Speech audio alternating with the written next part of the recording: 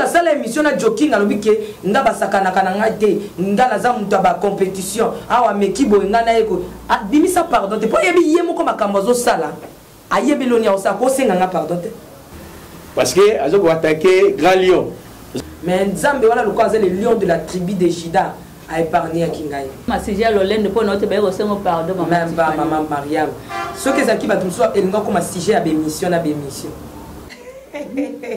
oyebi na kati ya makelele ngongo ya vérité yo kanati okomi bakwenda vutuka ozokenda kolipaka ni posi ozokende kosalaka nini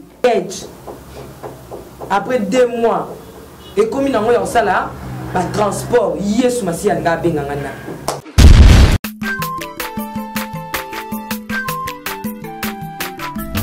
aza mwana moto te po akosangai abongwani pete po awangata Nzambe ya le Nazarien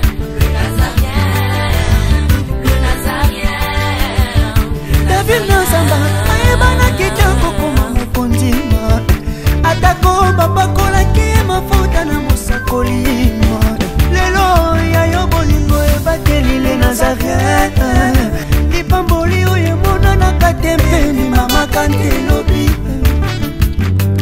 kolapie mapapu masopi mafuta tokokisi ena elongo na Nzambe oyo babenga na makomi Jésus.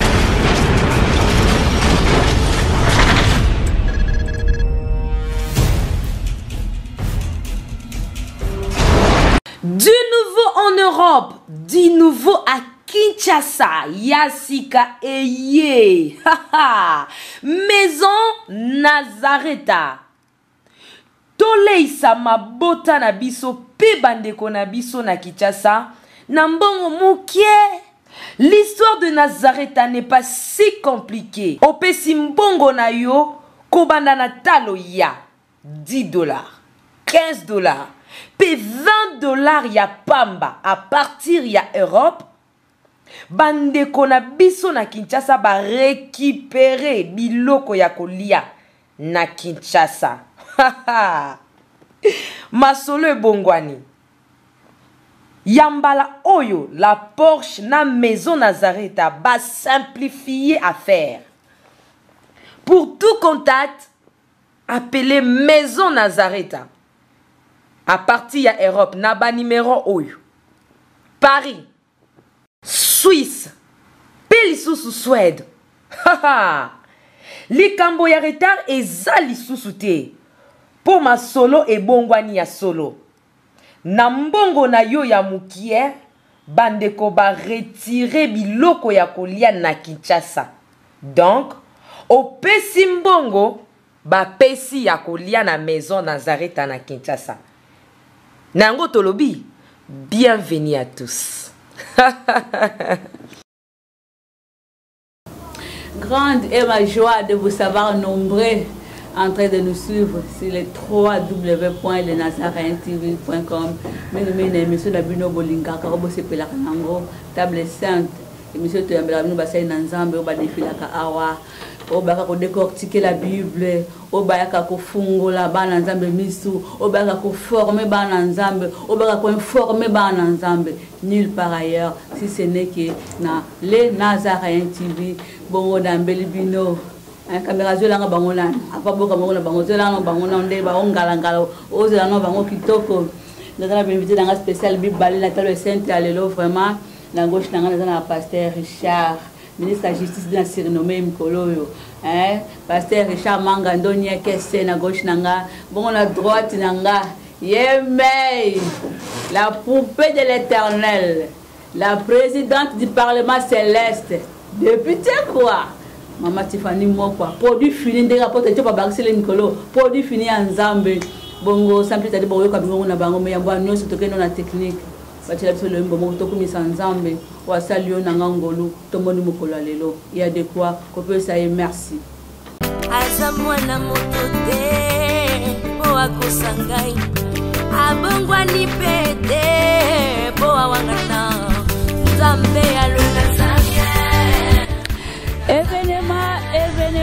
événement Mesdames et messieurs, fidèles téléspectateurs, frères et sœurs en Christ, événement aux années, les 13 octobre, le Nazaréen, les Okofissa, 4 anniversaire, accepté de jour, Uta, Mama Tirena Bandaki Mosala Oyo, Bongo, Yonde Oyo Simbama, Yo Oyo Pambolama, Yo Mona Loboko Nanzambe, Nanzabe Mishona Biso Nyos Oyo Le Kanakao. Oui, bah comme émission, vous avez ébélé masolo en boca, table santé, témoignage, émission santé, même si vous avez ébélé. Tout le monde a la geste, tout le monde a indicaté, mais moi, je me sens solo là. Ce que tu peux contribuer pour le million anniversaire Oyo et les Kanamalamu, je vais te faire un chaque année. Bon, on a qui Billy année passée, le 13 octobre, l'année passée, les Kanaki. Maman, tu fais un on a net pour pas envoyer ma petite séparati. Tu peux te faire la peine à mon corps. Le 13 octobre, il y a 4e anniversaire, il y a année Oyo. Ce que Simbami, ce que nous contribuer financièrement, matériellement, Benga Banimosa assisté, Naba Bekra Nabino, Maman Tiffany, ce que nous c'est les bolam, ce que nous avons les cadeaux, ce que nous avons la geste, nous sommes les sala. Benga, Zamba Rosangate, Kopambulao, Tokutanga Nadatiwana, il y a le 13 octobre 2017, Tigate Nzamba Lola, à Pambulayo. Aza mwana moto te po akosangai abongwani pete po awangana Nzambe alona samia bazwami na tous les 5 bala na biso nyonso babo na biso nyonso bazwami na tous les 5 continents mingi mi watu zamba on a plateau watu ana prophète Rema to na apôtre Rema to na apôtre Chopa na plateau na biso awa bongo lotozo lobela hein na bitene misato emission to kabela na bitene misato etene base to kolobela bongo mobemba Mama Tiffany akendaki azongeli biso etene mbali to kolobela bongo sur le pardon de la prophète Placide parce qu'il y a une absence na ele le moko azawa sur place na plateau soka kondima pardon wana ou non bongo ya misato kolobela sur l'anniversaire il y a les Nazaréens aujourd'hui ça 4 ans mais il y a mbali ça que na ko saluer ben invité nanga la présidente bonjour na pasteur Richard. Bonjour Maman Mariam. Comment ça va? Ça va bien, par la grâce de Dieu. Na libota, tout va bien? Libota qui m'ezali, vraiment qui m'ezali. Est-ce que vous avez un boto bakoko? Na pesi bana nzambe balanda biso basepelaka na biso partout dans le monde, bandeko baza en Europe, Amérique, Asie, Océanie et Afrique vraiment na pesi ba mbote mona tanga bakombo na bango sezate parce que baza belé talaka internet zango vraiment ba balingaka biso basepelaka na matin na biso. Na pesi ba ngono somo. OK, quand on est tout temps tu as prophète Placide pasteur Richard Azalaki mais alobaki na suka ndenge moko pe et vous avez bongo lelo invité dans un spécial zel bongo Maman Tiffany on a pesi bonjour pe bon retour Maman Tiffany. Bonjour à Maman Mariam Piame. Bozongi malamu. Merci beaucoup. Comment ça va? Tout est grâce. Mais tout le monde oye pende oya ki mbala simate toi pour nous ya pe mabundi santé tout le monde au sali régime ou quoi? Ah santé si maman na kolo elo mona sepelaka nzamba lobi na makomi na ye que ton nom sera grand nzamba bi kombo na ngandi za mais santé na ngai na za mukie na za ye moka ndi nzamba ebina sauf que voyage to kenda ki boso to travailler mais cette fois-ci par la grâce de Dieu j'ai beaucoup travaillé vraiment.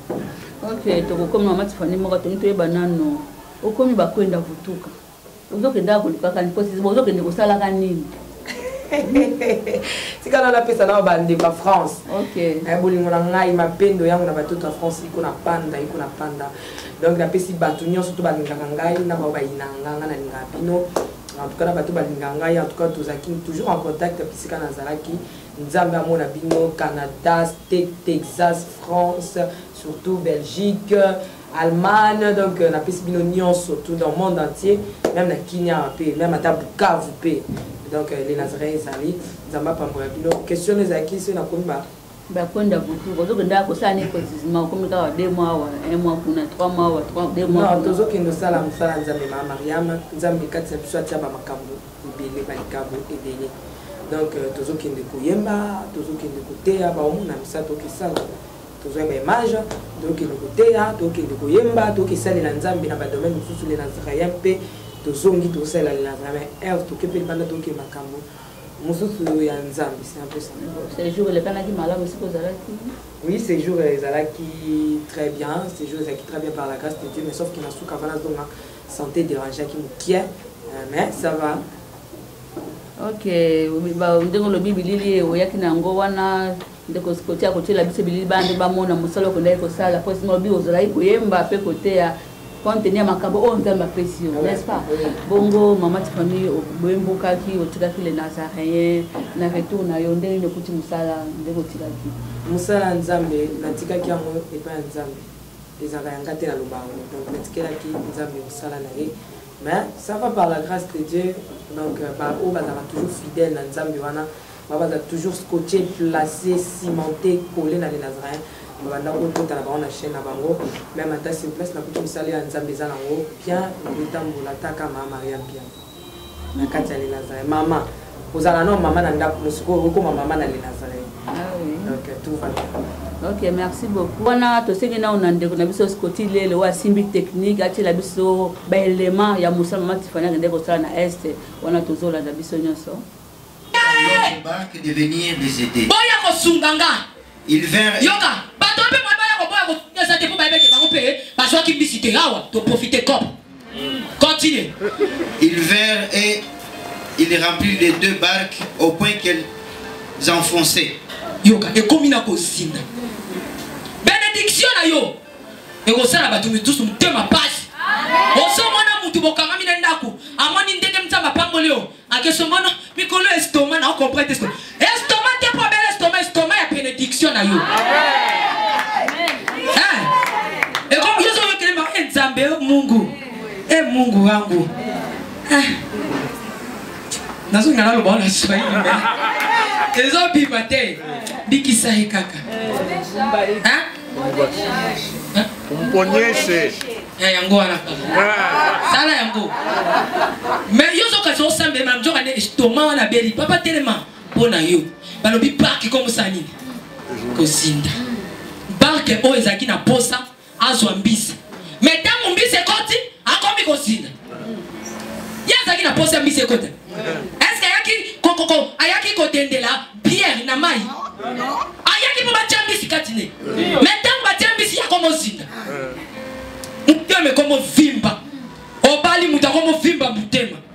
Koyokele mate pse mama keso bakisi. Pesa kuna keso belo. Tanga papa. Quand il vit cela, Simon Pierre tomba aux genoux de Jésus. Simon Pierre a quoi y? Tala. Oh nzamba kosalelo. Yo nem tali bosoko bando fukama. Avant bando famille no baya bandimela nzambe no. Mapolo ngana ya yonde ko banda ko kita. Simon Pierre a comme lenga yoka biloba lobelo bisi. Et dit, Seigneur, retire-toi.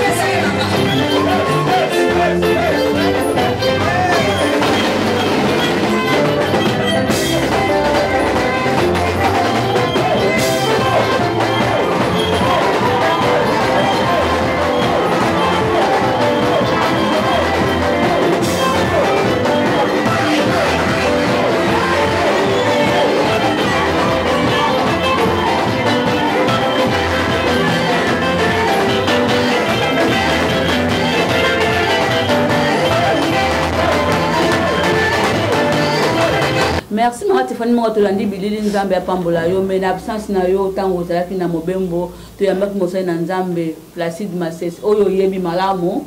Je pense que peut nesika ozalaki ozwaki temps ya kolanda émission tosalaki na ye toyambaki ndeko na Placide Masese aye kosenga bolimbisi na na kobenga au kabal au basalelaki yo na fin de l'année 2014 lokolo ozalaki présenté bandeko baréagisaki bandeko bakomaki balezalaki na kana yo awa yo moko ye mama Tiffany moko boye ya placide na absence na yo olobi nini réaction. Merci beaucoup Maman Maria Mavana na lobelana makambo wana comme l'a bien dit que cherchez d'abord le royaume et le reste vous sera donné par-dessus. Quand on est à Matabisi, na le Bénin, nous avons fait de l'Anzambe, image donc c'était vraiment bien. Nous avons profité au pays, ça m'a surtout. Ici, quand je vois mon grand-père, mon grand-père, parce qu'il y a un père, ma père, ils ont apôtre Chopa, ma père, ils ont pasteur et belé belé tout ça, ma papa. Mais on a biso na msalo bazali donc papa Zagabe, donc Élisée Zagabe, donc on dit qui était là na zalana bana na Nzambe zaki pour une semaine mais là papa yo qui a en tout cas franchement on a eu qui zaki on a s'attendait à quitter la princesse l'accès sous une semaine donc l'église Ezaki enseigné par Dieu dans Dila pendant 2 semaines alors c'était bien et puis comme rek qui n'a biso na pasteur Pierre Limba dans la peste na renouveau surtout mbote bisika ba Hollande biso parce que tozaki na est du pays wana tunité et puis tozaki na mboka bapaya tozaki na mboka bapaya là tout le monde tokati toye na biso na kati ya pays pour to salela Nzambe na ba différentes églises donc c'était bien passé na komisi Nzambe le kumuzo ne pas Nzambe wana ndi bozo mona image bana renouveau ba sepeli na fin na 6e anniversaire il y a église donc comme règle ndenge toye Nzambe donc c'était bien passé. Deuxième question, qui par rapport à le prophète Placide, à qui j'ai sali, donc l'homme de Dieu, donc Nzambe nayo à Pambolayo, au lobby Koya na Isala Kinini. À comprendre d'abord par rapport à quoi? Donc c'est d'abord c'est une fausse information. Oui, jamais corrompre mais c'est une série qui marche avec les seigneurs. Donc caractère naïe, façon naïe, lit naïe, ne corrompre ce n'est pas la personne, c'est sa lit. Donc, manière de Bunda, ils ont même comment militer aujourd'hui. Non, non, pourquoi n'est pas la zone à l'angaï na esika ya malam. On dit que pour tout qui tenu wana, c'était une vérité. Je le dis, c'est défendre une personne. Non, il y a eu l'absence, tu n'étais pas là, mais la vie que tu as dit, alors la concernée, il y a sur place. Bon, d'abord, ce que par rapport à la réaction, oui, je bénis le Seigneur. Vous savez, si tu es fidèle avec Dieu dans de petites choses, et Dieu aussi sera fidèle avec toi dans de grandes choses. Donc, ces jours-là, émotion il y a réfléchir maman Mariam, c'était pas facile, tu vois, c'était pas facile, c'était quelque chose. Il y a ma casse, mais lorsque Nathalie a réaction, il y a des commentaires, il y a qui me m'a pas assis. Et ça, parfois, un monde à côté qui dans la chambre, dans les là qui paie, tu vois, j'avais pleuré. Collé la langue zaki a mawate, mais collé la langue zali, il y a Essengo, Nathalie Bissikanza, ma bikisinga na maboko à Lyon. Yo, les Angatim na bengi Lyon, prophète Placide Dimon a benga qui est Lyon. Au moment là, j'étais obligé de défendre aussi notre patrimoine, notre héritage. Donc, c'est dans ce cadre-là, j'avais une attaque qui m'a mis la case Arema, une attaque qui m'a mis la case Arema. On a les caca, on était avec les frères, avec aussi d'autres pasteurs. J'ai eu belé. Donc, l'objectif est bon, il faut opérer ça. Parce que, on va attaquer Grand Lion. Mais Nzambe, voilà le cas, le lion de la tribu de Jida a épargné à Kingaï. Parfois, on a commenté contre, oui, bien aimé. Tu sais quoi comme elle moi na note pour comme elle qui note pour comme elle de konanti ma grand-mère a mis ça kinga boy biso to boka mepe ba koko alors biso ki moi na muninga to moi na mutu aye ko sakena pa na yo asali erreur soko lingo beta ye ka kimi okolanda ye mbangu ata zo kima to moni mutuka okipete okolanda ye kaka posani okangaye osil sa posa osani ezala mtema na yo.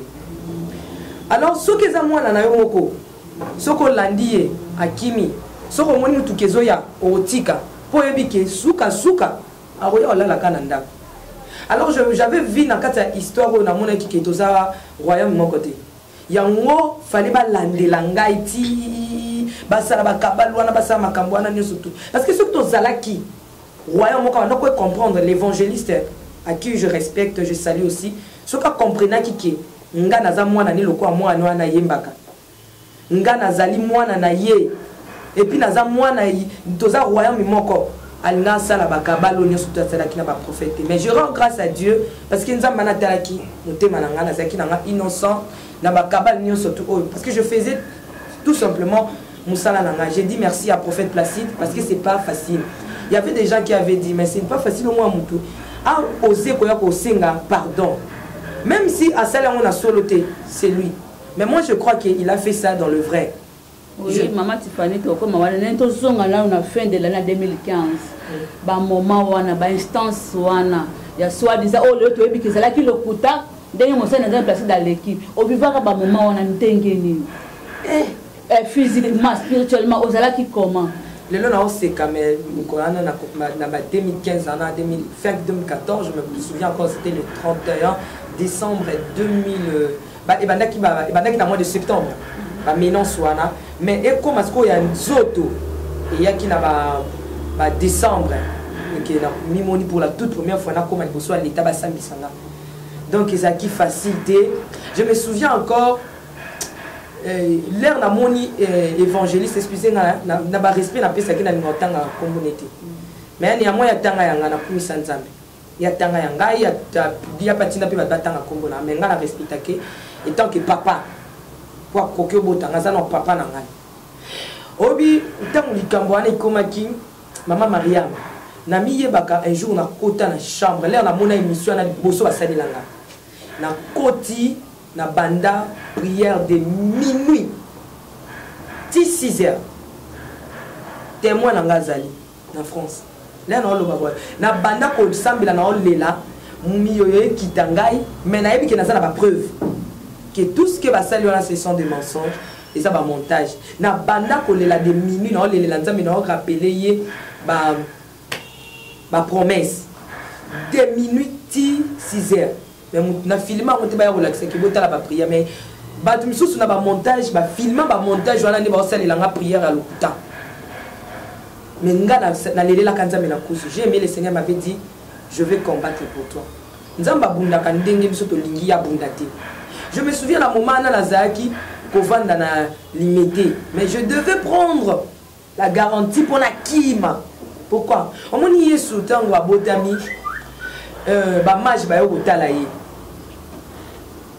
mais tango ba moni étoile ba kimi étoile et kimi plutôt ba keye par roi Hérode ba pese nouvelle roi Hérode abili bokende ko lukaye ba lukaye soute pona esengo na munoko lobini ni bokende luke bo zongela ngai poto ngumba mais l'étoile wana mais na mutema aoluka yesu kwa bomai tu vois na ba momo bazo lukisa ngai na zui garantie na kimi et même là que nous vanda na place na lotate na kanate na banzate mais je bénis aussi ndako yambaki ngai ba yambinga na moma wana je me souviens batunyo so baboyanga.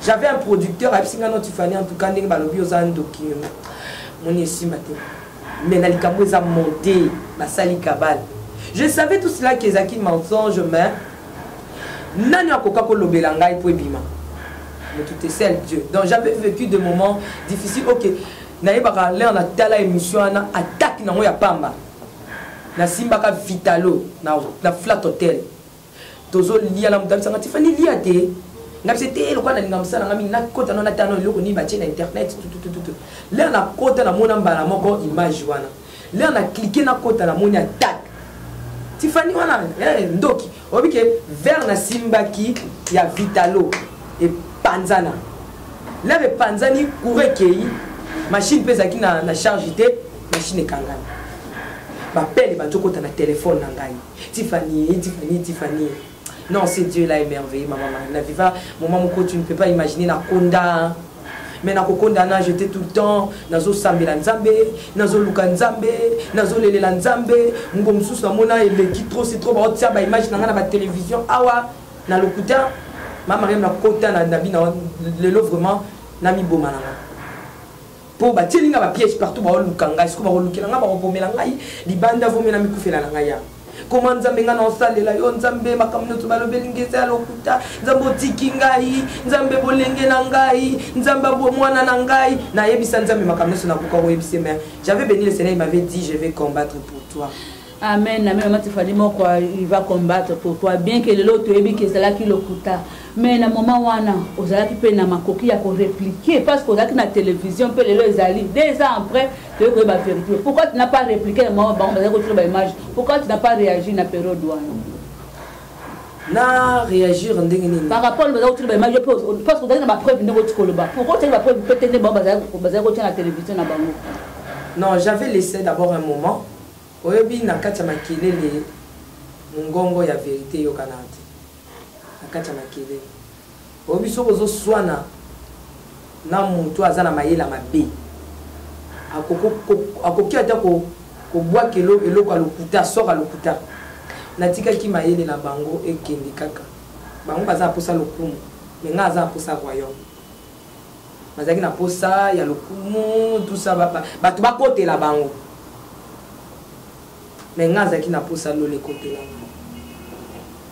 c'est un peu ça. Amen. Maman Tiffany Mokwa ata ko lelo boye prophète Placide dalaki ko loba ete notre dalaki kabal dalaki ko monter 2 ans après mais ezana bandeko baleka ki ko témoigner na kozwa sa monter alobaki prophète Placide dalobaki batu bele baleka ko stela ba mission ya koko selo kaka makambo bien que lelo ba ko démentir que c'était du mensonge mais e baki c'est là qui on est to pe longola kini na mosala na onanu oh c'est la kanzam. Qu'est-ce que tu as perdu dans mosala oh c'est la kanzam?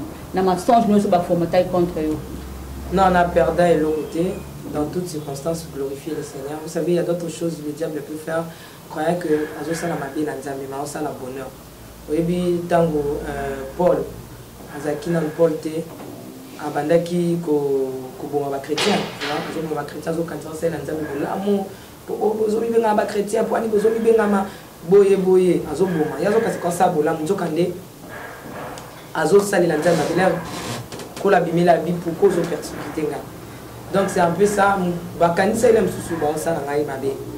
Mais je bénis Dieu pour na on a kama l'évangéliste prophète Placide alobi que basala ki nga mabete mais basala la ki nzambe mabe. Parce que musala nzambe ezakaka. Maman Tiffany opérer ba bonete o bataka kulande bele betambo makambo wana parce que na mona ba komaki tokendaka tozongi ngani yoso elanga na vie ezala ko batongo na mapeza ya malamu nga mona ngopana ngeza bien oya ngwani ezosake poussa ngai faire avancer ngai soki na perdre babone est-ce que nga nalukaka babone wana pour que eza na avantage na nga eza mpona royaume nzambe ye moko ayebi soki baoyo aye akolongola bango na yaye te akolongola bango na lena zai mais baoyo bazalaki na molimo ya nkolo mama Mariam malgré bambonge malgré mipepe bazalaki l'esprit ya kodiscerne ke bakoseli mwana makambo bakima ete baoyo bazalaki na molimo omoni lelo mama Mariam to wana ta moko po yeba vérité eza pasi yango tosengaka bato bozala na molimo ya nkolo regardez un peu parmi ezalaki na bato bafinganga obi mama Mariam tikana biso secret moko bamakambo mosusu biso tomonelaka bato kozoloba neti nazala kwa mama Mariam nazala kwa mais ye moko évangéliste ayebi ke makambo oyo bino bolingaka bozokumisanga nga moko nayebi ke nakoseli mwana na makambo mais bino bozotia bacommentaire bozocommante aza ye papa na biso aza ya nzambe aza papa na biso wi toboyi te mais ye moko tia fandi ana azoyeba ke pourquoi bobetelanga maboko eza biloko nga na monte aujourd'hui tino zo kumisa eza na mutu ndimi moko ayepa papa ya pasteur moko asambele papa sambelela ngai abi papa na lingi nazala lokola yo pasteur ana asambeli mondimi ana kei le mondimi ake pasteur afukami abandi suko sambela nzambe binzambe nazala bolembu ndenge frère ana zo kaniteke nga naza nzoka ninga naza na ngabongo te sunganga na koma ndenge yakanisaka kinga naza ponga naza na ndenge yazo kanisa te. Donc je pense que il y a un baiser belé ma Mariam, je me réserve. te réserve Maman Tiffany moko eza mokonga te toleki kande moko lobaka na ba maman Tiffany moko évangéliste parce que na oka ba solo ki apanza penza ba fafio nde balobaka misolo aluka ota corrompre po kanga munopo te na banti valeur to ta ko teleme. Maman Mariam ngande lo na ngate za la l'hôpital na koka l'hôpital. Oui, je pense lui-même comme ça, non, faut dire la vérité. Na zone n'a pas appelé n'a été à corrompre que soit corruption changer mal mais n'y a même pas tout. Parce que je me souviens là tout ça qui n'a commune à Bandal est au centre de Makambouana à l'hôpital. Batunaye, bah y'a eu quand même abino maman Tiffany, au moni évangéliste à lobby. Ozamayele tout à l'heure moi la émission à l'opinion moi na Ozamayele tout ça na mayele no papa asomeli au ketch témoin na ngaza basomeli au ketch wana ketch ezanini ba mituko bimaki sika na ba 2014 wana ba ISD voilà basomeli au ketch et puis ba peso espace na radio na télévision na biso est-ce que papa sali mabe to ya ozo les 5 wana to ça ba les premiers les 5 il fallait ba ya kozwa ngai. Du coup, na ebisi bango ngabino papa sali mabete mais na ko nazanga likam na été na ko zo corruption na été excusez-moi na ko zo na corruption na été ma Maria obikaka et bon ils a occupé parmi loko pesa kikanda ko mona ke Tiffany ni loko te a pia kera tambola makolo mais comment to ko proposer loko boy aboyi alors na ko bangana par rapport à makambo elekana na commune bakanisa ke ngai na ko ya ko livrer mon internet oh ngala lingaki na ko livrer makambo te ngeka na bomba na ngai bango ce qu'on a ça ko bangana nde basala ka betlo ko na surtout o basala ki yemo comme ça non mais batunaye ba yaki oluka ngai ba corrompre ngai na boy même na ba téléphone ba miso ando benga Tiffany lini to salelo nini to sombelo nini yo kanisi voiture ko uta na mapata tout ça yo kanisi te yonde kaka suki ça oui tozana ba défaut tozana ba erreur mais nangolo nzambe to yekola ka ko banga nzambe wana nangolo nayi c'est un peu la corruption où on a la coco loba dans ce qui mène à coco CD corruption après quand va proposer 2 mois le cas qui est belé bah qu'est-ce qu'on commis dans mon mituka ya pour ça là bah transport c'est qu'on a la humble la princesse de l'Éternel Nazwa qu'est après 2 mois et commis dans mon ça là bah transport yesu masi anga bengangana ata imonza babi Tiffany mituka cher on a la bombelo ah ouais ça la papier vierge à vie na yo on dimi na yo kaka ke hein munguna oteka ngai likola ketch na koteka ya pona $2,000 te $3,000 te $4,000 ata $100,000 te ma mariée oyebi baba combien même batindela nga ba carte bancaire na kota loge ozwa mbongo kendo zwa otopeso na zwa monte so ezaki 100,000 na zwa te bona zwa kaka ketch pona teka yaya yango yaya moneke Tiffany azaki fidèle ake simba motema ya mosali na ye abima kambusaki na kuku kende bimisa na posa mais jusque là l'opinion peloté à 5 ans excuse que tout était faux et archi faux. Tout était faux et archi faux. Maman Tiffany moko to comme si on était on a vraiment ya kolobeze belé tozo kende ndambo ndenge no tempo loba na annonce langa mosai na nzambe Placide ayaki na absence na yo ozalaki musika na promotai ba na nzambe olanda biso de partout dans le monde tango kozonga na Kinshasa to kopesa maloba oloba par rapport ya pardon oyo prophète Placide ayaki to lingi mo commentaire na point o parce que bande ko bazo zela yo oloba un mot est-ce qu'on dit pardon à mosai na Placide prophète Placide c'est mon frère. Prophète Placide, c'est un homme de Dieu. Prophète Placide. Je commence tout d'abord à dire salut, bonjour, parce qu'il y a mon nanté dans 2 ans. 2 ans, tu vas au coup, tu as pété. Attaque au Benganati. Dans les 2 ans, il y a Makambo, Montaka, au évangéliste à Montaka. Il y a le coup tapé. La tika comme on a été. Mais sauf que 5 mois passés, parce que pardon au prophète a single longa de la lobaka. Maman Maria Baïba moi na nzambe na maloba nzambe. Ngai na nyonso salama na notre baka na limbisi évangéliste. Na limbisi mon frère le monteur, je l'aime beaucoup. Na limbisi même chaîne bayambaka, na limbisi même ba journaliste. Na limbisi bango nyonso tout parce que na yebe keza na lokuta. Bona okangela bato makambo lokuta kanda point. So ezaki so na ko ba sali makambo na ngana ezalaka kati na ngaba bimisha ngona mpoasa bon. Et lo ba lobeza ngo lokuta na okangela bango kanda point. Na lobaka na limbisa mais ngana za kutu era na za kipe na mondimi tisiko na mondimi ya ovanda na ba. Soki nga mondimi na comprendre que faut na limbisa et bongo oyo azo kamba bato ovandisa bato 5 000 10 000 personnes ovandisa bango azo teya bango.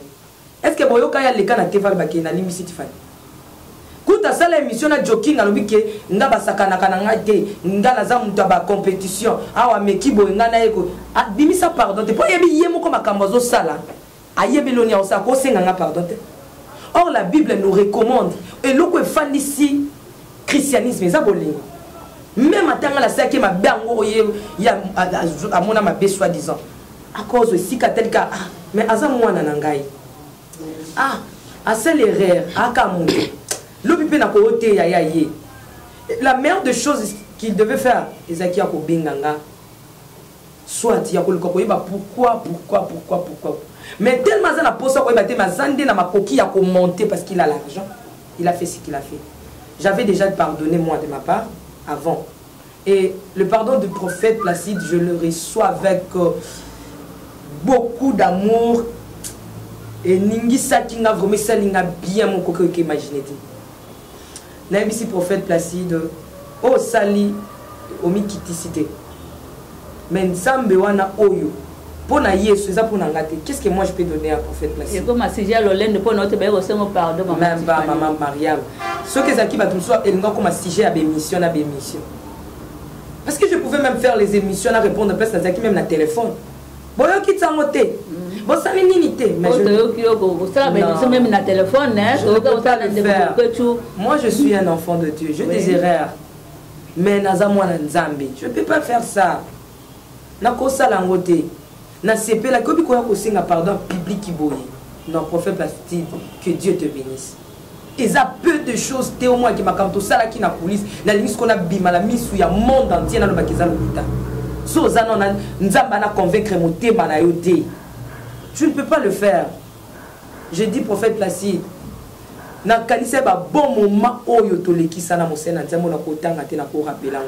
Maman tu fano zozonga wana kanga kama loba suka wana ozonga la place oyo mais oyebi ke ndenge moko lobaka ozali ozaka kolole nazarien te osalaka au public batindaka yo sala mais oyebi ke public baza ya kokabwana ba réaction eza ya deux parties bamusu baza pour les pardons bamusu baza contre siko na public ba mati fano kolobela bango ni oza esclave na bango osalaka bango balobaka ba vie eza partager na commentaire yo tanga et puis ozongela explication maman Mariam tout d'abord na limbisi prophète Placide na motema na ngamo pour na limbisi qui déjà kala c'est mon frère dans le Seigneur et c'est on a les autres années un jour na mboka tata na limbisi parce que bible mo sena ngako ya autelema ma beso ka kota kisi azongela kisi mais ce qui a été donc disons à celle qui a comme pour monter Tiffany en gravité même maître na ngai Yesu Masia ba teka kai pour aninga ba teka ngato abi ba sala bino ninga ba sala kinga pour la public maman Mariam faut jouer dans la sagesse. Tu sais lorsque Dieu t'appelle une fois bactolo sagesse et ainsi l'intelligence ne baba si Dieu donne la vision il te donnera aussi la provision ça ba sagesse ba intelligence ba manière ya rozala yo quand ça public ana o ba lo ba ke ko limbisete. Et ça public à les Nazareth, même si ça public à les Nazareth. Et ça li public il y a quand on sous on va s'épéliter bazo banga que prophète parce que regarde ça va s'écrire na biso to que nous le badé maman Tiffany kolimbi ça été kolek ça été ko sala ebo été ko simba été faut que jouer dans la bloc en année mais en tout ce que moi je fais pendant que le prophète Placide était en train de passer il est lui-même témoin, je lui disais, mon frère, tant que tu peux benganité, tu commander. Naïbisier, moi je suis en prière, je suis en train de prier. Les hommes peuvent parler, mais Nzambe ayebi kotanga mutema. Il y a prophète Placide, ce que ayé na vérité, tu es dans l'okuta. Alors, na bois qui na yo kabatu, oh balobi. Mais na zongeli Nzambe na bi Seigneur, tu peux me parler tantôt du manière tantôt du non. Tu peux me parler aux gens aussi, batu balobi. Nzambe pas pour lobela nga yemoko regarde na yamba ki batne ba lobby pour na contre na pour oui ezalaka contre na pour wana to ko boite jamais ba dos ba nga bazaka pour jamais ba dos ba nga bazaka contre mais néanmoins je respecte la vie ya matunion surtout et c'est là qui ba moni so passe c'est qui ka ya certification bana Nzamba solo ba yokisa ma solo mama ngam kandi na Nzamba ba santé certification ça ba tuneli ayokisi soni ya royaume ya on est touché qui bango baza na raison ya koloba ke boy et chokaki na mona qui même mon frère que j'aime beaucoup à publier Tiffany non allez sabiso non tout ça pas ensemble donc na koto sa public wana na koto sa pe nzambe amen na koto sa nzambe zake to tikela temps na temps parce qu'il faut to za la prophète Placide ce qui nzamba olinga to kutana na ye et maintenant ce jour là to loba si réellement prophète Placide aza biso azongi réellement to prophète Placide à Rosalie banda menga la monique ezati na te mais lorsque je regarde ça maman Mariam naza en lecture mon na sala oui na kata robondela ya bana robondela na place nazaki tout d'abord le Seigneur azongi singai na moi oyo prophète Placide a longwaka les Nazaréens prophète Placide a longwaka le Nazaréen à mois de septembre dès tozabo en septembre en septembre hein? Oui voilà ezaki ba moi oyo donc aussi si 8e mois dans 9e mois prophète Placide a longwaka les Nazaréens na bosse la montée ezaki na ba préparatif il y a 1 an il y a les Nazaréens quand des tozala ba préparatif il y a 4 ans prophète Placide a kenda nzambe wana asali à ce que prophète Placide azonga lisusu nani na 9e mois kaka 9e mois c'est spirituellement Mariam significatif na 9e mois na kaka prophète Placide ayesu kozonga toke lisusu na tele on a lisu ya nini bible bina biso sola enfant prodigue tango akendaki papa na ye nani ezanga tenga koloba jamais za maman prophète Placide c'est Jésus-Christ o azali awa papa ya prophète Placide ya tekaki les Nazaréens lo bene mabe pona atrahir aboma les Nazaréens papa na ye o ya tikaki awa Yesu Christ aye kokuta yambi bongai na zanani qui suis-je na o neso basala ki ngai bakoy ko bomanga me nzamba na batelinga ndele na nina na kobimisa ba pakena ba kina olimbisa prophète Placide te qui suis-je nzamba na batelinga na ba piège bakosala ngai ata soki prophète Placide azongi tour ya mabe akokoka te nzambo kaka batela ki général lobi où est le Dieu de mes pères o alongoli saki batata na ngai na boumbu ata soki prophète Placide akozonga mabe pona ondima ngo pété je prie mon Dieu m'a parlé soki atazongi mabe nzambo ya batela ki les Nazaréens ekufite ezali ngana mo limbisa prophète Placide poani donc na limbisi na motema na mobimba donc ba mpote belesika prophète azali na limbisa kala même ata batunyon soto basaki klika na dans na bino na bolingo na lingi bino makasi donc c'est un peu ça maman Maria. Oui, le pardon c'est une puissance qui libère bien aimé quand la mingité bon maman Tiffany na plateau moko ye na prophète Placide masese maman Tiffany moko to que malembe na émission na biso poto chité na ba moment oyo le kisaki wana ya passe ya tribulation ya mitungisi ezana ba bato ba soutenaki yo na ba abonné ba maman ba papa ba landa ko ba soutenaka so baza quelque combo o remercier bango pe en passant oui baza pour la soutien na bango baza ebele maman Maria pardon na ngina zonga moi si makana likambu ya oui je t'en prie pardon oui pour dire que soki otambo na nzambe ezalaka ndenge moko nakoki kosala te nakolobaka na bana nzambe topesa neti exemple je vais donner l'exemple po bato mingi mpe bakomantaki ya frère Roger tout ça bato balobaki ebele oyebaki moto aluka frère Roger Baka bato bakomprena te ndenge ni frère Roger Baka koma epa évangéliste aleki na bémission na période ana koma aluka koloba je salue aussi l'homme de Dieu l'évangéliste Roger Baka Mouta Luka évangéliste Roger Baka. Ils allaient en gars. Ah bon? Ah oui. Oh, tu es bien, moi, tu m'as Tiffany.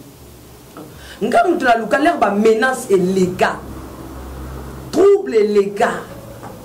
Non, Zaki, mais t'es nga mouta Luka évangéliste Roger Baka. Na kena na Luka secrétaire général de l'église de réveil au Congo. Ayebi Sangai, à Régitanga. À Boya Koyambanga. Abino mutwana basakana kana été nazanga ka refuge na hotel ah non na ba grand nazana to appelle na ba grand na musala oyo to sala alors l'évangéliste Roger Baka na wadoko na sirana azo dévoiler makambo na papa Denis Lesi ya ba mankiona ngabité le ko ba dévoiler maman mankiona et que ngai pe nazana ba preuve ya ba makambo oyo et Salemi serait mieux na lukaye donc grand frère après ça nga idée et bien sunganga ningi ba tchaka parce que l'évangile ça comment otie longi na na TV oyo ata 5 fois par jour na TV na télévision ni ana Kinshasa une manière avec ça ba tuke yeyo alinga bomaye kende ko luke place ko bomo bomaye alors na comment qui na insécurité mon total. Alors, na quel évangéliste Roger Baka ayeba ki solo te évangéliste type mona ka comment le kan internet ayeba ki monta vanda ke pa na ye a dévoiler kani kaka na prophète Denis ngandi na kina ko lukaye ba témoin bazali dont je salue maman langa oyo aza na France azaka ko vanda na Kenya wa makoma na France donc boutique Chama mkolo nango na ke ko lukaye na komi kuna na ke ko lukete wana komo na bata misuko yo na flat hotel nande ko na bien aimé moko boy na bandal na bise na obenga évangéliste Roger Bak aya ayinga na dossier o bana nzambe boyo kaka koma batu bazo teka ba am koma batu bazo boma batu mais bino boza ko acclamaka bango c'est triste na benga évangéliste Roger Bak aya na humilité na ye on apprécie que c'est un homme humble. Ayeba Kingate Nafse, papa, je suis dans le danger, esprit, j'ai besoin de toi. Nazana Posana Kutano, a Fouta Transport, mon Nzami. Aya Tipes Tozaki na Banda, Tovanda 3 personnes. Tozaki Ngai, Ye, bien aimé Moko ya Poto, na Mama Wana ya boutique Chama, na Mbali na évangéliste Roger Bakaye, na PC dossier. Aza témoin Koroloba. Na ebisi évangile c'est tala bazo tchanga na TV mais na likambo nga na ebité je suis innocent ba image tout ba tchanga les ba image ba mo ba monter nga na yebi angote évangile c'est Roger Baka ebisi na ebisi kende ko yebisa papa na benga quand même évangéliste papa na ebisi kende ko yebisa ye ameka kia comment ko nga na boy na nga na lingi na nga corruption te yebisa ye atika ko tia elongi na nga ina chaîne ni awana Kinshasa parfois ya kokoza na ida osala nga mabete mais bandimia ba pasteur ne tozomona même prophète parce d'ailleurs ko loba ko dévoiler awa ke makamwani zaki ko mais batu misus baza ko continuer ko acclamer. Regardez, j'ai regardé l'émission le prophète parce dans le baké ba travailler le quoi na aner et bangi singa aner ko izalaka pona makamwa mboka aner comme na kati église et les gens acclament. Je me suis dit ce qui na kufaki ce qui nzambe wana ke atala kinga tikingai. Mais on a réclamé un miracle bien aimé dans le Seigneur. Naïbi c'est vrai que nous sa papa a dit que la TV parce que même nous sommes la TV comment ça va pour ça na mabete on dit mi moko ka pas c'est sa pasteur a koko ça na mabete dans la sagesse a dit que kolexanga yi la TV évangéliste Roger Bakaki a solo ba a zongi après 2 ou 3 jours comme ça moi que je me trompe toujours dans tel wana banda évangéliste to vanda peka biso ne sokande to vanda ki 5 alobi na ngambo ye Tiffany balobi ki eto ke no kutana to sengana pardon na yuka neti ba vivre souffrant na litoyi non silika non nga koko ke sengana na bango pardon qu'est-ce que moi je les ai fait ngani na posa batika ko lekisa ngai na télévision chaque fois bako ki no ko lekisa ngai to sengana ba pardon. Et bon, on va lobby déjà à Pandinga, va publier ngai. Donc, souci c'est là qu'est-ce que tant on a aucun de kuna ba ça la nuit.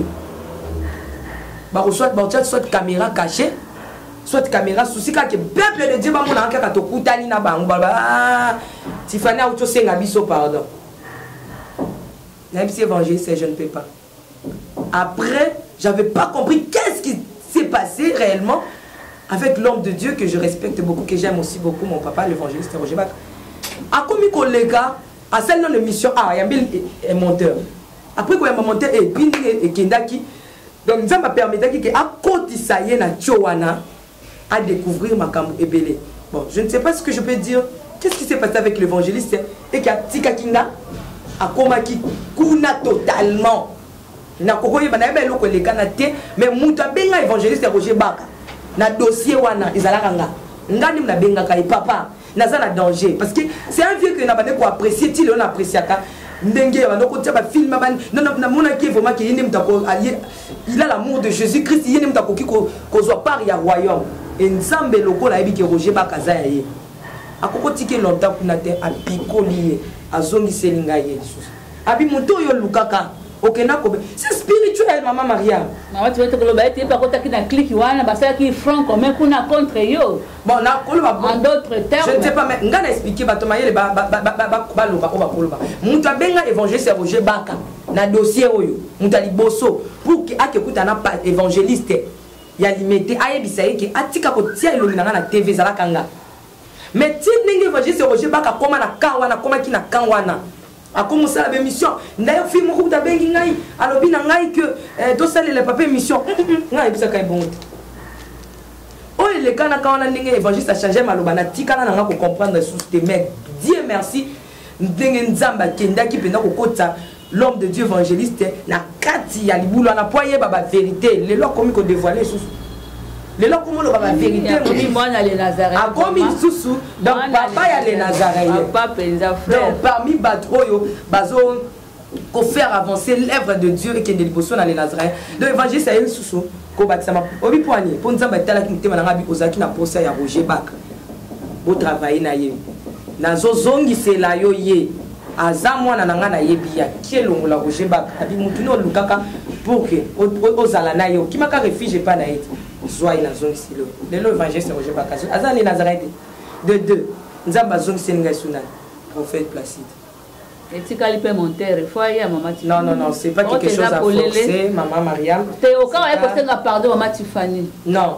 le pardon ça ne se demande pas mais le pardon ezakelo ko yuti na kati ya motema ya mutu et moko andimia en tout je dis gloire à Dieu maman Tiffany moko mokili balobi ete ko limbisa mutu za ko bosa likamba sala te tellement penza ko bosa na makambo bango basala ki maman Tiffany moko na bosa na mutu à partir belé na bosa maman Maria soki ezalaka bonté l'air évangéliste azonga ki Roger Baka aya est-ce que na sala émission sur ça est-ce que au monde na sala émission na évangéliste Roger Baka yo ndenge nini je pas fait ça ok tozoleka na motuna sukesika osukaki wana ba maman ba frère ba sœur ba soutenir ko na période wana ba selaka positivement nini ba pesa ko ba conseil ba sela ba biso il y avait des gens qui avaient prié il y avait des gens qui avaient prié dans ba église de Benganga ba lobi ke maman Tiffany to koti ba jeûne et prière to koti ba retraite pour na likam oyo to fukami tozolela nzambe to yebi ke makambo wana ba okosela yo tobi que diable azo bundisa yo parce que ozo dévoiler œuvre satanique toza na ba prière tozo bunda il y avait des tozo bunda na mabonde to ane loko ezana ba basala be mission o na yeba bango te donc je cite mutuloko proverbe 30 na tikala ko yeba été yeba tikala yeba te na yeba première fois ya manga émission na téléphone a beninga lo ba Tiffany nga na tikala ko yeba yo te mais na comprendre la scène de émission na lalité butu mama batu bazo benga ngai nzela biso ya ta vidéo tout ça en tout cas Tiffany tu as un problème je veux t'aider au nom du royaume je vais t'aider on est sur ça sur le proverbe 30 moi je ne sais pas mais à ce que je sache à sunga kingai makasi na pese ba merci et puis batu so ba boya ki na tanga ba kombo na bango ezaki na bateau yo ba soutenir kingai même dans le docteur Alfred de couper ça yekuta yebisa kingai Tiffany omoni na sina bengi parce qu'il pas avocat il est mutu vraiment donc fondateur ya les Nazaréens ayebisa kingai na bengi déjà président ya droit de l'homme na Congo kuna que no kutane na papa non seul Dieu connaît na okende pas batambuki basambisa te nzamba lola yebi nanu nzamba a tranché affaire ote nzamba ko tranché affaire oyo ba na sisa ko bate ezaki pe na bato ba sunga kingai awa ba pasteur na zaki na bango tout awa batika kingai te mais ba poto chopa tout ça ba ko ba pe afi ana ba bisiti neza kindoki to kima mais ba pasteur ana ne surtout batika kingai te petite sœur tozo ko balit petite sœur tozo koma tozo kende toujours batika kingai te mais ba oba ba soutenir ngate na ko ba ke pour que ça m'a faute mais ba soutenir ngai bazali ebele bande dans la liste wa tilo ezamulai donc liste même papa mon kokutu na yeba été akina ko la recherche ti na Facebook à monter ayo ko bimisa ça l'émission botala tout ça donc ba te belé ba soutenir ngai de près ou de loin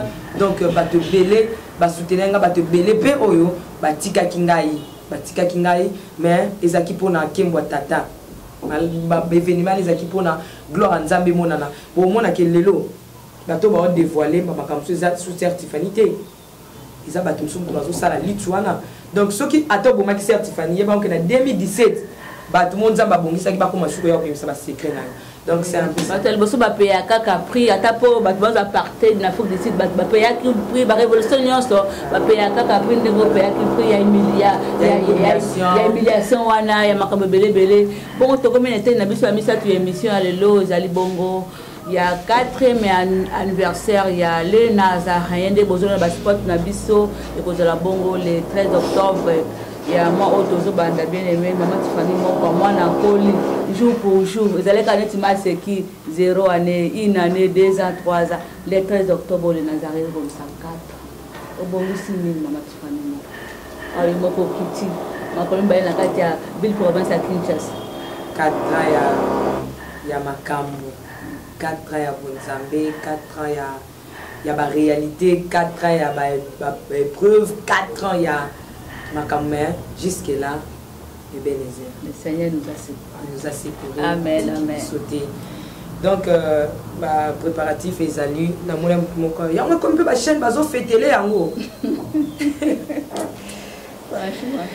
Bien aimé dans le Seigneur. Boula Nzambe leki belé, tokoko kanga mona côté Nzambe moi nitike c'est que na 4 na sala ni la rain lo côté Nzambe na bundi kitumba Nzambe wana longisi biso Nzambe wana zotambusa bino combien de batu bateki bo Nzambe combien de chaînes o bazo teka bo Nzambe na bango bazo teka combien de batu zo ndima zo mbongo na le lazara moi qui na évité ko za makama mabe mais soki na yebi ko ozana misala mabe na tika raté. Natika, à moins que ça erreur dans le solo. Ah non, l'homme de Dieu doit travailler, ah tout ça pas comme ça, Nzambe, tout solo, tout ça. Mais ce qui n'a vu que tu es dans la œuvre satanique au tika na Nazareth. Na ko ki peut qu'on vendre parce que l'homme de ça va œuvre satanique. Est-ce que bon membre de famille na biso? Non, mais pour na souci à ba âme wana, je ne peux pas. Je ne peux pas na 4 ans oyo. Tout ça va fêter belé na Nazareth na 4 ans oyo. Fête à monsieur Zali, il y a apôtre Chopa. Donc moi na lipasa ya les Nazaréens. Donc il y a Botami na septembre, les Nazaréens na octobre. Donc tout ça ba trimestre moi encore.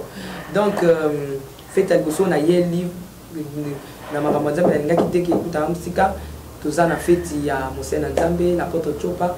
Pourquoi apôtre d'amour? Ah voilà, pourquoi kaka ya apôtre Chopa non?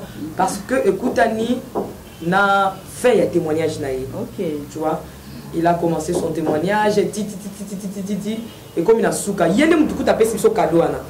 Alors il est Nazaré, na cadre et anniversaire na ya souka et disons il y a un an de plus et puis le point c'est ça qui témoignage toujours dans Zawa, na voyager anniversaire ezali Mbappé sangana date donc ils a date mon non.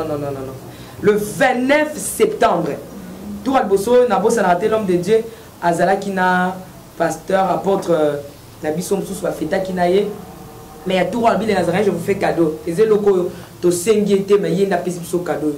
Albi les Nazaréens, fête dans la ligne fête on a bino. La ligne fête on a les Nazaréens, on a les Nazaréennes. Donc, bateau nous sommes monde entier le 29 septembre, Oyo, apôtre Chopa à Rosala Awa, na les Nazaréens ils allaient en direct na Facebook. Alors mutu nyonso to lingo benga mukolo wana ozala en live na biso benga na ba numéro o ya les Nazaréens wana okokota en ligne pour que souhaiter apporter Chopa bon anniversaire. Mais na Facebook o la na Facebook ya maman Tiffany so que na Facebook mukolongo to Rolexa dia sport na Facebook ya maman Tiffany et ko le kawana pour que vous soyez événement oyo en direct. Donc cadeau apôtre Chopa a payé pour clôturer témoignage naïe suite et fin enfin que atika la kaka na makambu ya côté ya kibotoma. Donc apôtre Chopa ça témoignage né le 29 septembre oyo bobenga ebele na yemoko gloire à Jésus et kokoma donc a rolobela ngopé a repé ça va merci wana ezali fête ya boso fête ya balé tozana ngo ezali le 13 octobre yambalo yo pour fêter les deux fêtes raté.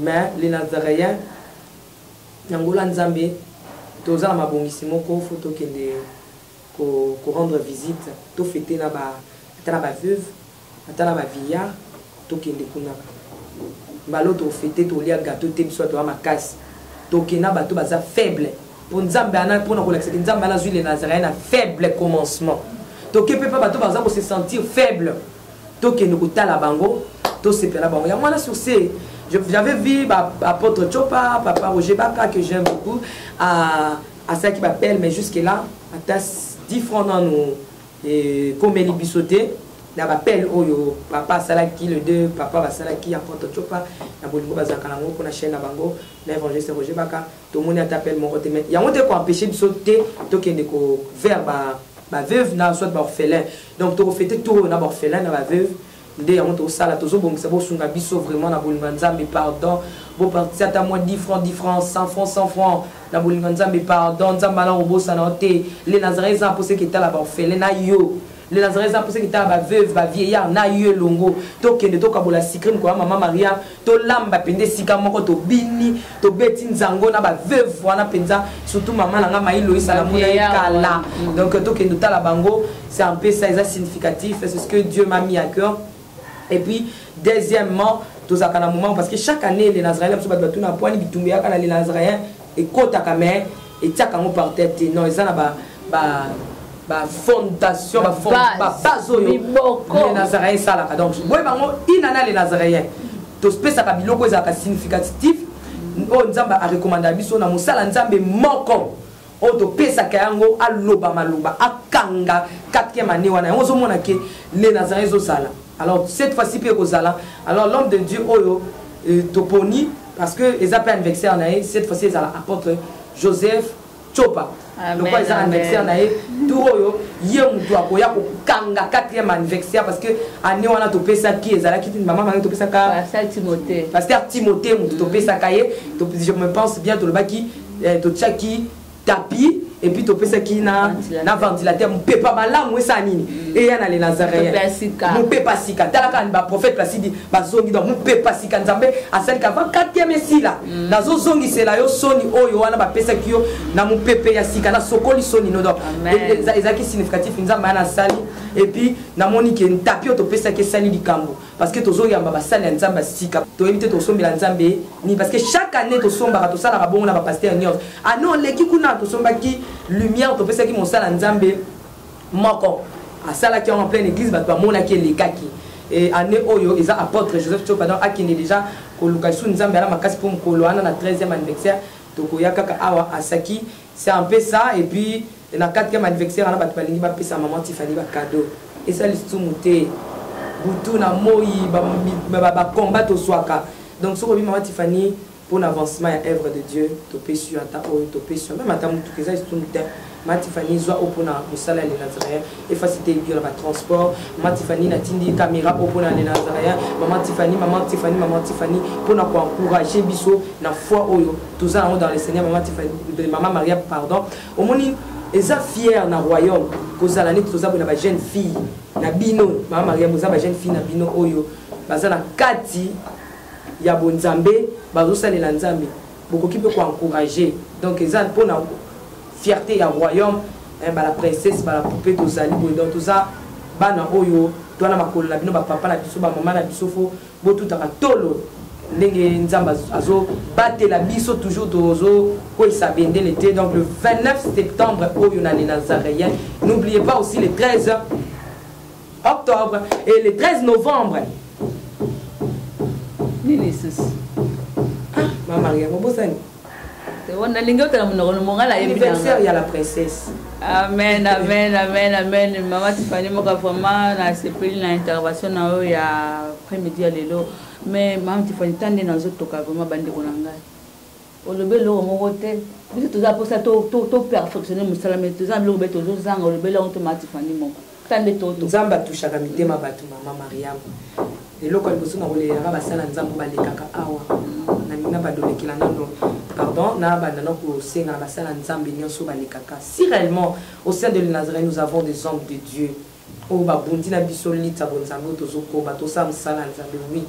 Tozo mo ndenge nini ba o bazo mona ke les Nazareth za terrain na ba ontela mso ba dinki ser Tiffany azale la boye. certes fana zo lingila te azo salela toujours boye ba yazo kanisa nini yende kaka sala ka lisumu tete po bazo luka ba luka ngana lisumu ba komona te bazo luka ba kanga na erreur ba kanga te parce que nazana ba erreur nanga oui bien sûr mais na makambo nzambi na sala ka wana nazo trembler nazo lenga liboso makambo nzambi mais auto tambola na bango na bonde ba papa nanga na boaki message on a basala nzambi no ba bi la charité bien ordonnée commence par soi-même. Maman vous êtes témoin de Moussala Nzambe o nyonso anga zala pona li Nazaréen. Na okaki maman Maria mi pozo ki mbela ya ko ibisa ko fitela Nzambe loyer. Na mbaye na ngato to ki entière ya loyer ya Nazaréen. Donc place à bobo kandi yango basala Nzambe nyonso tu. Oyo monyo le kana li Nazaréen.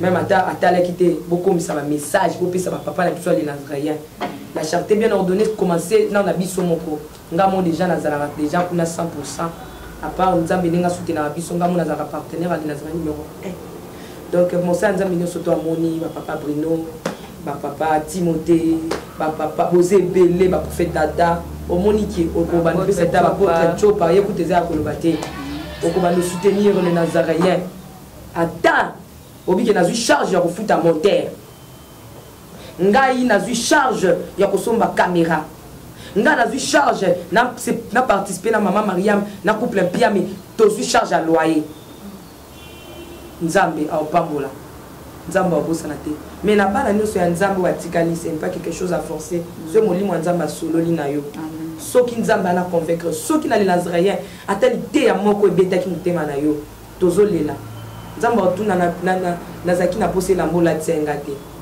ba presque biloko tout dans comme archaïque to konti mate to teka Yesu poto zo yango mais soki mungongo moko ya bonzambe eyoki biso etelema etiame nzambe ozanga te mama Maria mais ça ya ko insister te nzambe wana alobi mutema ya roi ezana maboko na ye azo manipuler ndenga lingi que mon Dieu que je sers a manipuler mutema ya mama moko ya papa moko enfin que na fête les Nazaréens 4 ans les bien et puis les Nazaréens ils ont sous stabilité OK maman Tiffany moko opé maintenant moké pour toujours compliqué à la tête na président maloba et pas venir sa justice alba mala maman Tiffany moko mikolo penza do bato bazo sepela na mingi à la personne à pasteur Richard Olandi émission bandeli peut tout comme na suka na lingi réaction na yo na lingi commentaire na on a tout ce qui s'est dit ici. Bon, commentaire n'a pas fait que pasteur est toujours vraiment bisoto premièrement Jésus bengi biso pour na royaume des cieux. Ngalo ba so ki royaume des cieux ala kité pour na mona kiti na osambeleza te. Mais moi Jésus ba ke non bolu kaliboso bokonza likolo na justice nango. Ta baso ba justice moi to lo ba po temps eza mokuse mais ça tout est enseignement. So ba justice ba lo ba muto azala juste muto andimi likolo. Nazo regretter ba propos ndenge mama Tiffany koloba ke mutu moko musal na soi disant bon bande ko balimbisa po biso bana nzambe to ba sena nzambe mama Mariam kati na biso na mukanda un jour bi ke to za semence nzambe soko za semence nzambe te d'office za semence satan mutu za na semence nzambe bi ke asumu karate na makambo lekeli la princesse pendant 2 ans parce que ngana présent tango événement bandaki ti bambongi bipa pendant 2 ans nazalaki namoni comment bane ko souffrir a changer ndako alaki na limité ko futela la longo asa déstabiliser comme ko comment même biso bane ko consoler kaka take to monaki niveau grandeur ali kambango parce que zolo basiko pour monter kufi mais tant au monte ezalaki oki kendezile so za na banner solide ko kendezile oki mi pays ozomona OK na kacha mila base na nzambe iko sala mabongo te parce que mutu na semence nzambe za na semence à pardon même si problème ezali façon de quoi agir parce que la Bible a tout dit et puis si façon ni moi nzambe ko agir ngana utanga na Bible zo ba kino soki osiliki moi nzambe mo sena nzambe asiliki mais pourquoi ko lekate azaka na kanda c'est comme il pourra faire la toi c'est réconcilier mutuana baluka kimia parce que Bible que chercher la paix avec tous et la sanctification sans laquelle personne ne verra Dieu mais comment on a que mo sena nzambe atindi ba na batu to ba ndeto mona ba na ba makambo ya mukine ba politique musena nzambe azana ba milice na ende toroba asana batu moko na baza ba kuluna toroba so ki likamo ezali atindi bango bakina attaque là ils ba sema sozo de ya ozo dénoncer que bato ba sena nzambe te parce que misana na bango zo la que ça te que ba misana nzambe musala nzambe komona na ba fruit yo asibiso bato basala biso ba mabele ndenge aza suna pesa témoignage na nga bato na vie chrétienne bato basala ba mabele mais na pardonna bango po na semence nzambe tala mutu lokola tous les exemples mutu lokola roi David oza ki na semence nzambe on nzambe azobenga que l'homme selon mon cœur mokola sala ki mbeba moko songola zimo sa soldat na ye abomisi soldat na ye wana mais tant on nzambe ko révéler en place à prophète Nathan aye ko pesa sagesse ko pesa message roi David azali te ngana za roi na ba armée kutu na guerrier na beta ba Philistin autant David a quitté tel la Psaume 50-51 mona que roi quitté afuka mazolela cela veut dire à se repentir na makambo moko songola salaki ozomona mais nazo comme lelo ba salo doza lelo soki likambo ebimi na kombo na ye na ba ki basala nzambo bola na biso mutu abate la réputation ba sala ezaka ye mokonza si lelo bato bakizenge passer Richard aza magicien ponga bikena na magie te na ndokite mais soki ekomi ke bakoseli nga makambo jamais na kotina mama ram kende na peso mbongo ke no justifier nga ko la venga ke na magie te nzambe moko ko témoigner pona nga mais soki mutu akomi kopesa mutu mbongo bato bazolanda biso ba fanatique ba pasteur zala fanatique à parole zala fanatique à Jésus keba kozalaka fanatique ya mutu oyo kenda faire ozo ebate na bisaka bino mettre fois na matena ke ngaza ka fanatique ba pasteur était na ndimaka ba pasteur na ndimaka ba grâce on zema sali kati ya baninga mais na zaka fanatique ya parole de Dieu parce que mutu aza mutu lelo ko mona azana posture de force loba comme faible lelo côté le malobe akoyi mutu a changé tous les temps mutu a changé te zaka nzambe nzambe zaka lelo lobi pe libela na libela alors bino batu boso ba fanatique ya batu so boyo kilika masongolo pakala obandi ko benga batu ba menace bon menacer batu c'est bien bon maintenant bisa no ke lo ko ke au moins parole biso te alelo eza maloba nzambe jamais Jésus va utiliser deux vérités en vérité je vous le dis vérité mo zo la saka tikalika nzambe otikala ka nzambe moko bi ke lo nzambe ba changer ngo de tikalika vérité alors loko la vérité batu balita pour na vérité oyo mama Mariam ezina batu ba payer ba prix pour biso vérité comme la biso lelo tozo batu ka ba potre ba kufaka po ba tatu la ke Jésus akufaka asekui marge ba pesa ka ba mbongo tango Jésus asekui ba pesa ba soda romain mbongo balo bateke Jésus asekui balo ba ki ba disciple ki ko yiba bembene na butu mais ta ba vanda na mbongo wana ba bino mbongo oyo marge to zui te mutu asekui ne kaka alors vérité tikala même ba romain lelo et tikala caché ba comment na ba doctrine mususu ozomona mais nzamba tikala nzamba ata lelo bombami osali kabalo na mutu musana nzamba na biti so osaka kabali par rapport à quoi même ba tozo sana ba ko kabalo wana ba bi ko za déjà faux pour ce que qui faut jamais opesa ba tumbon ngaza na opesa na nimbo po andimisa ba tukanga musali so ndiminga gloire à Dieu obo gloire à Dieu mais nzamba ba kanga za musali na nazana tina ba témoin ba tuté mutu mama Maria ma témoigner pour nga apôtre chopa témoigner pour nga apôtre chopa ba mutu akikolo bana ba sentiment ta musa sepela nanga makamanza meto bo mama sentiment bo bana benga ba menace bo kolanda batu bakima bandako oui boko bo mamutu na pelelo mais bo ya ke bo na bino ka nzoto molimo ne ko bika mais lobi makila ne ko venger parce que makila ba pierre est il la vengeance so tangi bibo mona ngo bazo ze la peine nzamba ko venger pona batu babuma bango alors batika bat bana nzambe calme so ko moni ko c'est la satan yango nenti na tala biso babiki to komi na église babenga ngo la Odyssée église asuka o bibe so ba ke mutaza ni chaud ni froid mais nzamba biki poste nezaki okoma moto be okoma pio nzamba zo benga biso ke non toza ba biso to benga ke toza ba riche pour les hommes bana mira basina nzambe bato como ngana lekete ngana zana compte ngana zana bandako na Allemagne na zana c'est bien beau mais nzamba zo ba ke to ba pauvre ozomona abiki toza ni devant nzambe toza kani nzambe bi misana biso vraiment pour na bandeko baza bana nzambe baza na semence nzambe o bazo mema semence nzambe kati na bango ba comprendre makambo eleki ba limbisa ndeko na biso Placide aza musakoli beka se trompa ki na berere comme na via mutu mutaki ko koya mutaki ko telema nzamba biki ona no sambisa musena nzamba moni ke no bakabali basala ki na ye ezaki toujours lokuta et puis azam moko prophète on azana landa ye mingi na batémoignage na ye azam moko muta yebi ba secret belé o basala nzamba koti na kati na mtsala satan na landa ye vraiment azap mali pamboli pour l'église mais ce que tombaki berere moko komela ki azam mutu tango le moko a reconnaître je crois que Tifana azana mbongo apesa sa prophète on a pour Tifana ta prophète ayaki Tifana azawa te prophète aye moko nga mutu zwe na mbana mbaki aye mutu pe tindi ete biso pe toza bato bakabalite okiko tinda pe ba bureau de no balanda biso partout tozalaka bamona ke to asembo to mikumisite mais nzambe biki to asembo otolobaka ngo tosala so ye même na kuko vérifier omona ke bato bazaka ndingwa toza bato toza bakabale po to sepelisa bato biso to soto komo sepelisa bino bato bolanda biso là to komiso basena nzambe te mais to sala poka to sepelisa nzambe na bino na biso sala pona to sepelisa nzambe po mutu so sepeli lelo mutu amutu alors vraiment bolimbisa no prophète bato ba ki ali balimbisa mate asala bote bino boza batu mais biso dola na il est écrit bible que so ndeko na salelo mabe na journée 7 fois fois 7 pardonner kaka bon so prophète asalika la présence ka mabe moko ay ko confesser alimba siko so tifana bo limbisa c'est que tifana pe mabe musa osala nzamba ko limbisa parce que bon nzambe vani na via pardon na via amour ce qui montre nzamba za na biloko te et puis ce qu'on a pesa bino ba indice pour ba faux serviteur attention na miso molimo te so moni mo sena nzamba commis trop de mensonge disqualifié dans nzela na aza déjà faux amen pourtant on sa ba kabali ko reni ba tubo ko sila mutu makambo bo boluka mutu bo maebo bozo mbongo polo ba mabe na ngai te mais oza déjà faux ce qu'on a vrai tika nzambe moko a prouver innocence na yo viba batu ozo mona alors ceux qui ont corrompre batu o moko bi ko za mabe na batu zo corrompre ba bi ko za ka mabe lobi ba ko dénoncer ka ne prophète a dénoncer et ça conseil le col embrasser nzela nzambe biso ka se ta mususu makambo zo bima po ebenda yo se repentir mozo ko ba toujours ko andistri motema na yo mais bientôt nzambe nga kutana na yo ozo sala nzambe zo mona nzambe que je connais tes œuvres nzambe bi misala na yo ato sali na butu ato sali na molili nzambe ayebio bien oza ni devant nzambe tika na osaba kamalo parce que o korope ka batu batu ata ba ok secret relation za pas mutu moko soko ko pas deuxième personne ils sont sous sécurité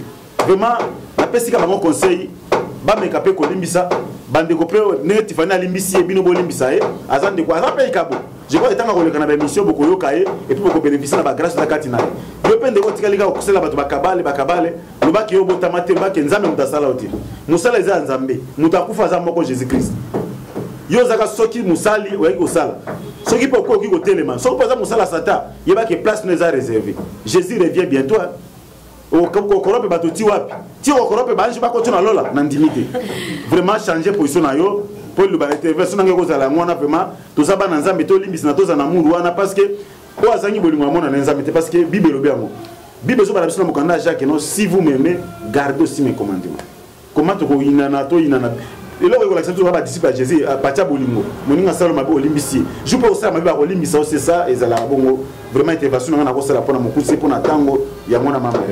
Merci ministre de la Justice pasteur Richard Mangando Nese binun allo baka tellement bien malobango ezokota ezopensé et ça les lengi et ça la bien maman Tiffany moko na zongo le poto clôturer monsieur na biso est-ce que ça mutuna moko na bosa na ko tuna yo soko lingio bakisa beso que zate olobi lo basuka poto clôturer. Oui, après ndenge to zana prophète Placide, je pense que après anniversaire ya Poto Chopa to ya ma prophète Placide.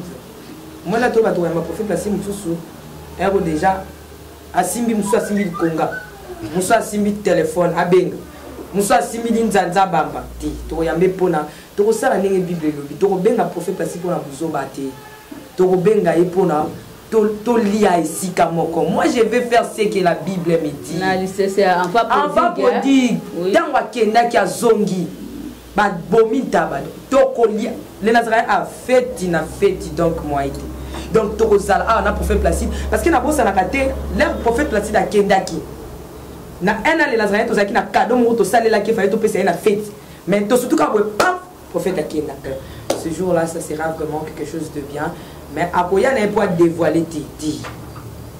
Aboyi, Manzande Simba, tout déjà Akoya pour que tout ces là, tout mais la bande connaît ma salle ensemble oyo ya tikaki bakoya mbaye. Donc azamwana ya ndaku to yambaye vraiment na bolingo. Nyon surtout prophète bisiko zali nzamba mona yo nzamba pambola yo eloko musu na koloba ya suka na lobika ka bana nzambe to longo na sentiment. Na papa na ngamu kaloba ngabi mutabe bisa sanctification ya muninga te muta ensemble na ndenge na ye yozo côté la pasteur na yo ozo côté la frère na yo même atangai mo yebi makambu pasteur ana sala kana na kukute na police te o yebi te tia plutôt mabolongo na setango yoka ki balobi boy pona pasteur nanga balobi boy pona tia mabolongo silva nzambe sunga ye place azali on a yoki on a moni soutenir ye sunga ye abongwana dans le vrai azongela yo dans le vrai bien aimé dans le Seigneur même ba oza tout autour ya ba pasteur bino nde mutu bozo boma bango parce que on aime ça zolinga a changer na ye l'aime ça zolinga zo bonne marche né dans le Seigneur mais azota la kaka kuna okuna azo soutenir ye dans le mal o kuna koka kolobane te o kuna bozo bomaye liboso Yesu bozala te papa na ngai pasteur prophète évangéliste docteur nani liboso Yesu toza biso moko bandimi bakozala te biso bandimi na bino tokozala te ba collaborateur bakozala te ba nani o ba saint de l'église bakozala te okozala yo moko na Yesu Masia. À quoi bon ma Tiffany? À quoi bon kangisa Tiffany? À quoi bon Olandi langai? Talaka na muke o soko bo simba ngai na ozala ndengeni. O tchanga wapi? Donc je j'aimerais dire que n'a pardonné le sous na zongeli yango le sous parce que pardon faut exprimer na minoko na biso bana na nzambe. Je pardonne l'équipe mon bimba ya évangéliste. N'a pardonné bango tout. Oh na yoki na matoi na la coulisse maman Maria. Na binon c'est celle Dieu qui protège. Oh na yoki na coulisse ngamoko. Na intérêt les kawa, ça ne peut pas passer. Vous à la kimia. Prophète placé d'akoya ou loba babilo quoi ati. Non, nous sommes les enfants de Dieu même yemoko. On ne peut pas faire ça. David a ébissi Saoul. A kangié combien de fois kokako bomaï. Azuitina sentir naïe parce que ce que ça va chercher nous prophète placé derrière. Prophète, tu penses à secret. Le bagnon surtout. Oh, salaka. Mais moi, je ne passe ce temps-là. Moi, je suis un enfant de Dieu. Mais il y a un peu qui sont dévoilé misala. Il y a Satan. Toko dévoilé misala Satan. Mais na kosimba saoulte. Na zui sentir ne na lakisi. Mais na besoin que c'est les sentir na ye. Na zui moment on a ko sala mabe. Mais na koko sala mabe te pour la gloire nanga. Tout la gloire doit revenir na Yesu Christ. Au Seigneur Jésus-Christ. J'aime tout le monde. Ceux qui n'ont lobby ma bé dans pour y a émission au Mama Maria Bolimbisanga. Puis bandeko ba hôtel abiso Bolimbisa biso. Ceux qui se pélicient pour sa gloire en Nzambe. Nul ne parfait. Biso tozana berère. Ma beza kaka soko kisi makisi. Ils ont été niés qui est soit à la raté donc Satan a l'équié. Mais ceux qui sont encore berère oyo que au Teki Tiffany, au Tiffany Fingi, au Tiffany Salibo. Non, tous ces soutenir, tout télémis. Surtout moi qui prophète acide, pour n'en avoir une. Tout simba et se berrer les alliés, tout le banango en face. Tout ebisaye continuer marche na yo na Yesu Masiya. Mukola suka suka okota ye. Soki pas okota te ye kaka na nzambe na ye. Na lingi bino so mingi équipe ya les Nazaréens, ba pasteur so bazali, awara ba pasteur so les Nazaréens ba moninga te. Na lingi bino mingi aussi, je me souviens que à l'époque là, dans makambo na les Kanazaki na marié te. Mais lelo na komi marié. Je me souviens ba osambeli na l'église ba bika bala te mais nzambe wana pesininga libala. Je salue aussi mon mari là où il est, nzambe apambola ye. Donc c'est un peu ça, tout ça bala nzambe tout chabolingo liboso. Merci, ciao. Merci beaucoup Balandina Bissonyon sur l'émission de marathon parce que Maram Tolobele est très capital. Il a fallu Tolobele Ango pour le lot, tout ce qui a maman de famille contact pour la banos, la jeune Réo. Bakbeso Bonibo Benga, Ngai 81 28 94 683 81 28 94 683. Donc aux maman Tiffany na bande quoi WhatsApp 89 68 38 025 ceux qui ont participé. Donc na participation na PC Capi donc ma big salutation à mobile na Eriva parce que bazali donc ma big salutation à maman Tiffany Pierre Nangai yango ipona inani à les Nazaréens. Les Nazaréens qui na voyage kuna maman Tiffany les Nazaréens à 13 mars Pierre Nangai yango nzamba pambola yo. En tout cas, au Yébini tout sur la police, bande connaît sur le niveau Benganga pour avoir conseil donc 89 68 38 0 25 81 28 94 683 D tout sur le lit. Nzamba Boliba Tony c'est sur le lit mon invité Pasteur Richard me va contact na yo. Le numéro de téléphone na so ni ba zonga isa plus 243 99 848 78 07 plus 243 99 848 78 07. Na pesi bande konyo so balandanga na pesi bango. Quant à maman Maria Mpiame, elle vous dit merci et ciao.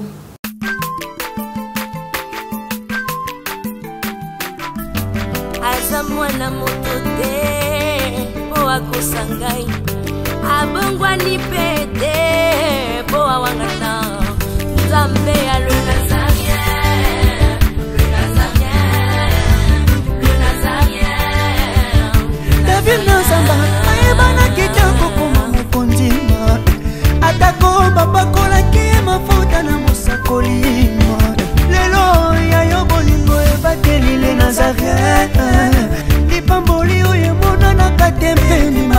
lelo